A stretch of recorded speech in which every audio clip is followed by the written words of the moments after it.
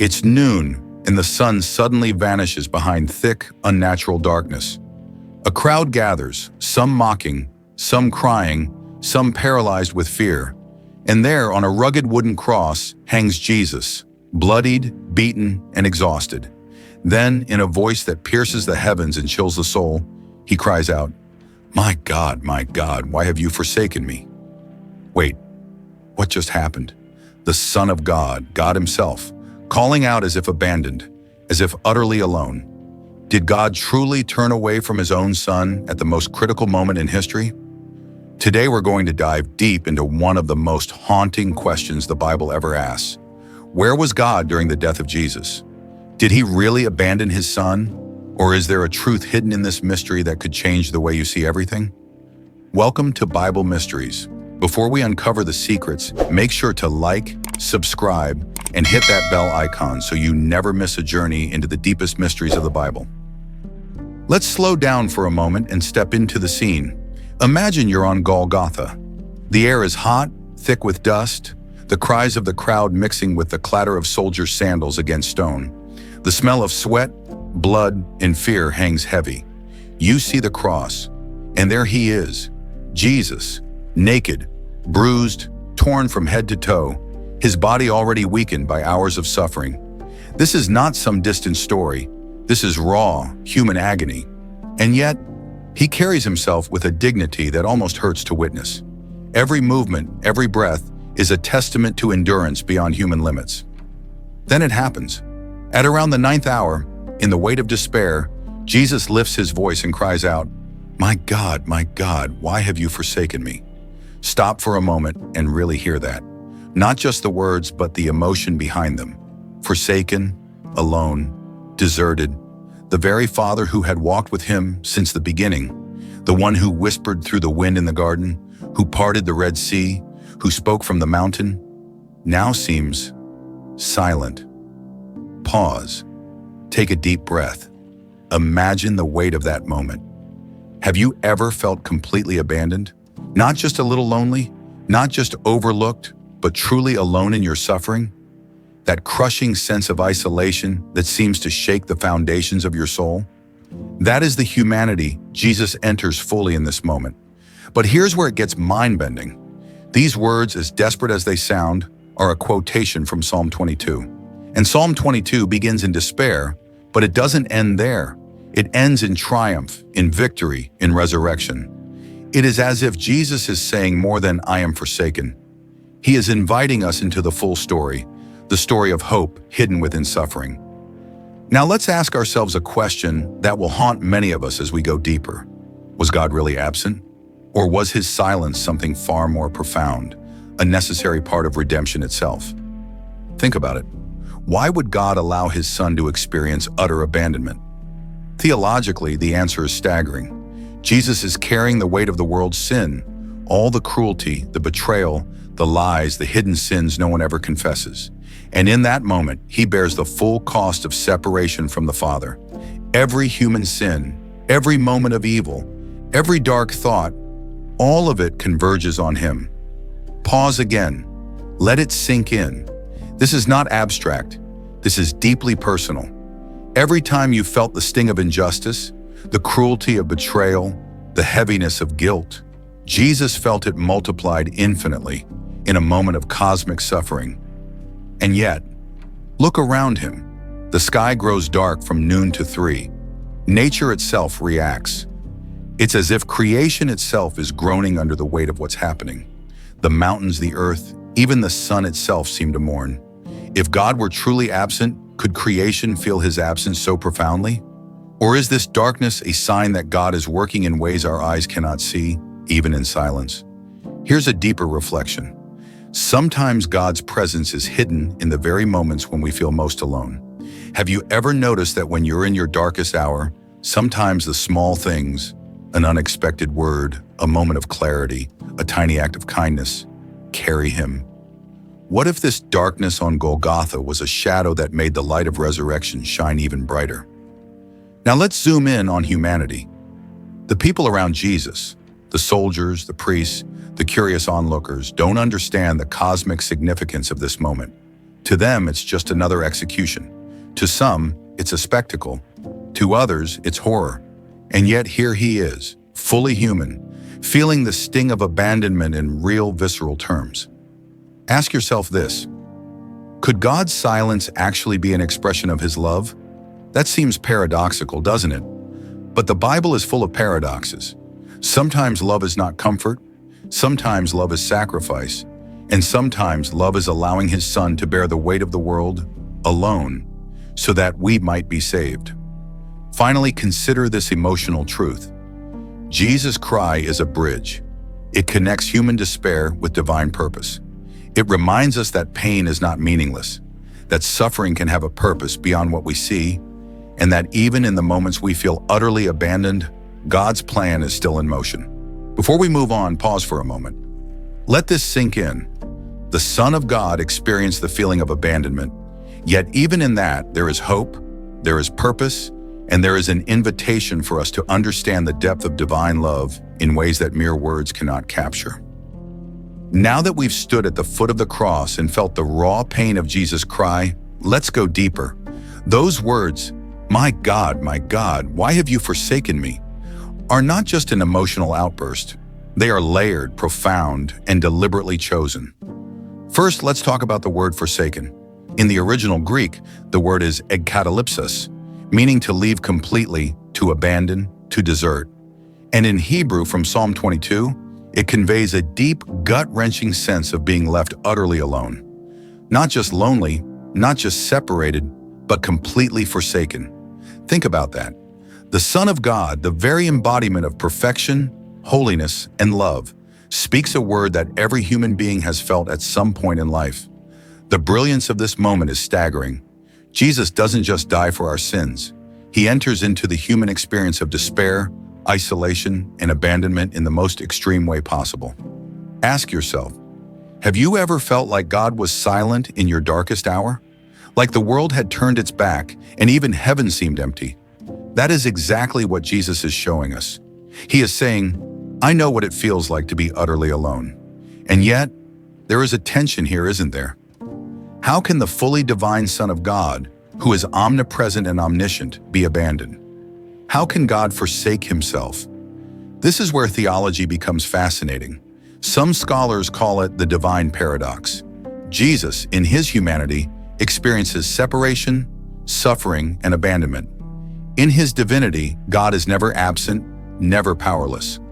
What looks like abandonment is actually the weight of sin separating him from the Father, a barrier created not by God's neglect, but by the enormity of human sinfulness that Jesus bore on our behalf. Pause and let that sink in. Imagine the sins of every human, past, present, future, colliding on one human soul. The universe, in a sense, tilts under the burden. That weight is so great it creates the appearance of separation, even though the Father never truly leaves his Son. Here's another layer. Remember that Jesus is quoting Psalm 22. That psalm begins with despair, but ends in hope, victory, and restoration. This is crucial. His cry of abandonment is not the end of the story. It's the opening note of a symphony of redemption.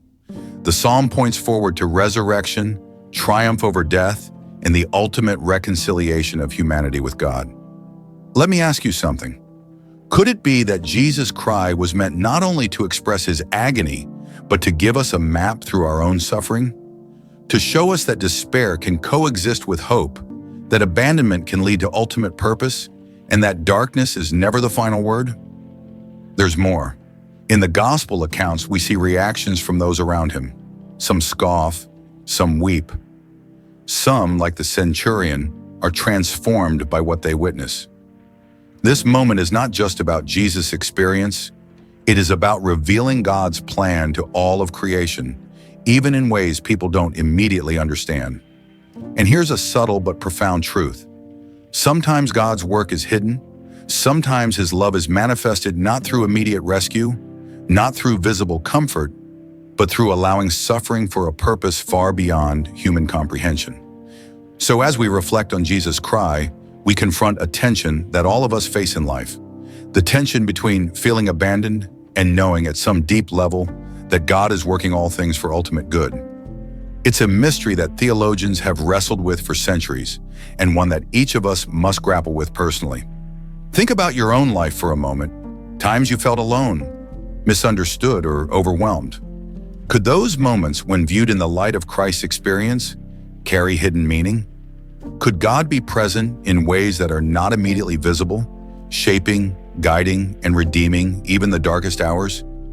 In the next chapter, we'll step even closer to the cross and explore the cosmic significance of Jesus' suffering, how the universe itself seemed to react, and why the moment of apparent abandonment is actually a pivotal point in the story of salvation. We'll see why creation groaned, why the veil of the temple was torn, and how God's love was hidden in plain sight. Now let's widen our lens. Up until now, we've been standing at the foot of the cross, looking at Jesus, feeling his human pain, and hearing his cry of abandonment. But the Gospels tell us that this moment was not just a human tragedy, it was a cosmic event. Luke tells us that from noon until 3 in the afternoon, darkness covered the land. Imagine it, the sun disappearing in the middle of the day, shadows stretching unnaturally, and an eerie hush descending over everything. Even the elements themselves seemed to recognize the weight of what was happening. Pause for a moment. Ask yourself, why would nature react to one man's suffering? Because this wasn't just any man. This was the creator of all things entering into his creation, bearing its brokenness in a way humanity had never seen before. Sin had distorted the world, separating humanity from God, and now the very weight of that sin was being carried, fully, completely, by Jesus. The Gospel of Matthew adds another profound detail. The veil of the temple, the thick curtain that separated the Holy of Holies from the people, was torn in two from top to bottom. Symbolically, the barrier between humanity and God, once unbreachable, was removed. But notice this, it was torn by God's power, not human hands. The moment of apparent abandonment becomes the moment of ultimate access. Humanity, once separated by sin, now has a direct path to the Father through Jesus. Let that sink in. The Son cries out in agony, creation shudders, the veil is torn, and yet, this is love manifested in the most mysterious way possible. God's seeming absence is actually the very mechanism through which salvation becomes available to all who believe. Now consider this. If Jesus had not experienced this moment of separation, if he had not fully borne the weight of human sin, would we even understand the depth of God's love? Sometimes love is hidden in sacrifice. Sometimes presence is hidden in silence. Sometimes redemption requires pain that looks at first like abandonment. Here's a question to really meditate on. Have you ever experienced something painful, something that felt like God had turned away, only to realize later that it was shaping you, preparing you, or saving you in a way you couldn't see at the time? This is the mirror of Golgotha. Jesus' cry, his suffering, the darkness, and the torn veil, all of it reveals a God who is not absent, but working invisibly, powerfully, and redemptively. The moment that seems like abandonment is actually the apex of divine love. And here's the emotional punch. Jesus, fully human, experienced the fear, isolation, and anguish that we all fear. Yet fully divine, he never loses purpose, never loses connection, and never loses authority. His cry is both profoundly human and profoundly theological. It reminds us that God understands our pain because he has entered it himself. The cosmic reaction doesn't stop there. Scholars and theologians have long pointed out that the suffering of Jesus resonates beyond just humanity. It resonates through all of creation. Romans 8 tells us that creation itself groans in anticipation of redemption. When Jesus bore the weight of sin, the universe itself seemed to acknowledge the cost, the gravity, and the significance of that act. Think of it this way. Every star, every mountain, every particle of dust is part of God's creation. And at the cross, all of creation paused as if to say, something monumental is happening. That's why, even in darkness, even in apparent abandonment, love, purpose, and redemption are at work in ways we cannot fully comprehend. Pause again. Ask yourself, could the moments in your life when you feel most alone actually be the moments where God is doing his greatest work, preparing, shaping, and redeeming in ways you cannot yet see? Now let's step back and look at the bigger picture. The cry of Jesus, my God, why have you forsaken me?" was not just an isolated moment of despair. It was deeply rooted in prophecy and divine purpose. Remember, he was quoting Psalm 22. That psalm, written centuries before, speaks vividly of suffering, ridicule, and even death. But it concludes in triumph, justice, and restoration. From the very beginning, God was pointing toward this moment. This wasn't chaos or accident. This was the plan of redemption unfolding exactly as foretold. Think about this. From the Garden of Eden, humanity's sin introduced separation from God. Every broken relationship, every injustice, every lie, every hidden cruelty. Sin created a chasm between humanity and the Father. And now on Golgotha, that chasm reaches its climax. Jesus, fully human, bears the separation we deserve so that we might be reconciled. Ask yourself, could God's silence in that moment actually be the ultimate act of love? It sounds paradoxical, but it's true. Jesus' cry is the sound of love stretched to its absolute limit. God is not absent. He is working through the depths of suffering to achieve eternal restoration. Here's another layer. Theologians call this moment the divine cup of wrath. In taking on the sins of the world, Jesus drank fully from the consequences of human rebellion. And in that moment, he experiences what no other human or angel could. The separation that sin causes between us and God. Pause and imagine that for a moment. Every betrayal, every injustice, every time humanity has turned away from God, it all converges on him. And yet in this moment of seeming abandonment, he is completely obedient, completely surrendered, completely in love. This is what makes the cry of Jesus so transformative. It tells us something profound about God's love, that true love is willing to endure separation, suffering, and pain to restore relationship. And it tells us something about humanity, that our sins are serious, costly, and yet redeemable. Now let's connect this to prophecy and fulfillment. Isaiah 53, written hundreds of years earlier, describes the Messiah as despised and rejected by men, a man of sorrows and acquainted with grief. He was pierced for our transgressions, crushed for our iniquities. Every word of Jesus' suffering, every moment of his apparent abandonment, fulfills these ancient words. This is not random agony. This is the divine plan in motion. When you face trials or feel abandoned, could your suffering be part of a greater story? One where God's plan is bigger than your understanding? Finally, consider the paradox that makes this story so compelling. Jesus is both victorious and vulnerable, divine and human, abandoned and loved. His cry of forsakenness is not defeat. It is the apex of obedience, the climax of love, and the turning point of history. The Son of God, abandoned in appearance, becomes the bridge between a holy God and a fallen world. His cry is the echo of all human pain, the testimony that God understands and redeems even our deepest suffering. In the next chapter, we will explore the aftermath of the crucifixion, resurrection, hope, and what this means for us today. We've been standing in the shadows of Golgotha. We've heard the cry of Jesus. We've felt the silence of God. But the story doesn't end there.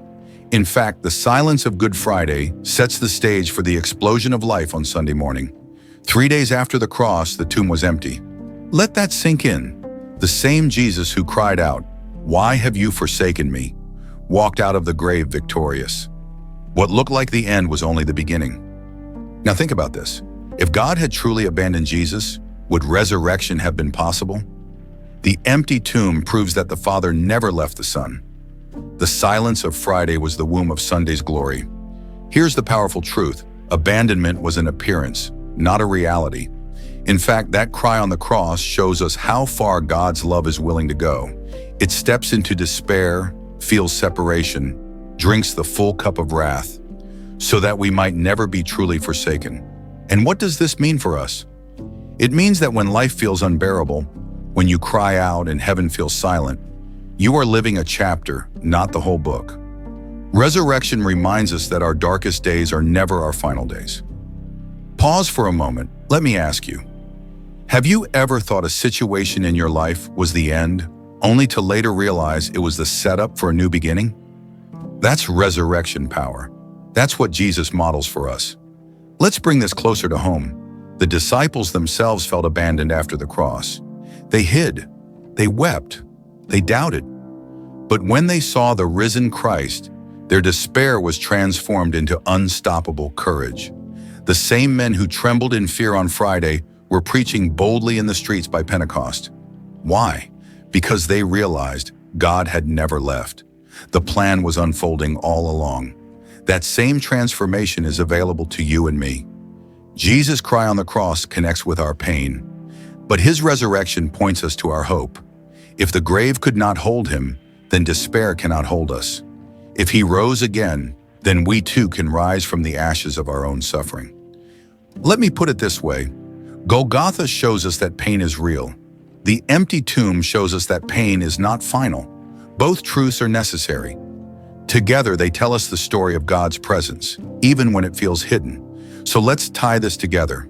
When Jesus cried out, my God, why have you forsaken me?" He was not abandoned. He was fulfilling prophecy, bearing the weight of human sin, and bridging the gap between humanity and God.